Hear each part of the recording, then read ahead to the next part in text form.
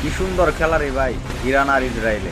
রণহুঙ্কার আর পাল্টা হুঙ্কার চলছে অনবরত। ৪৮ ঘন্টার আলটিমেটাম দিয়ে মার্কিন প্রেসিডেন্ট ডোনাল্ড ট্রাম্প যখন ইরানের জ্বালানি অবকাঠামো গুঁড়িয়ে দেওয়ার হুমকি দিচ্ছিলেন, তখন গোটা বিশ্ব প্রমাদ গুনেছিল এক ভয়াবহ মহাযুদ্ধের।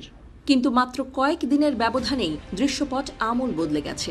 যে ট্রাম্প কয়েকদিন আগে আগ্নেয়গিরির মতো জ্বলছিলেন, তিনি এখন শোনালেন আলোচনার সুর।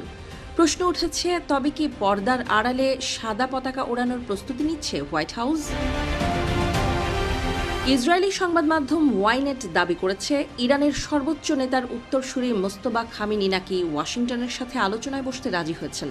যদিও তেহরান এই খবরকে সরাসরি পশ্চিমাদের প্রপাগ্যান্ডা বলে উড়িয়ে দিয়েছে, তবুও রাজনৈতিক বিশ্লেষকরা মনে করছেন, আগুনের ওপর পানি ঢালার এই চেষ্টা আসলে ট্রাম্পের এক পরিকল্পিত চাল।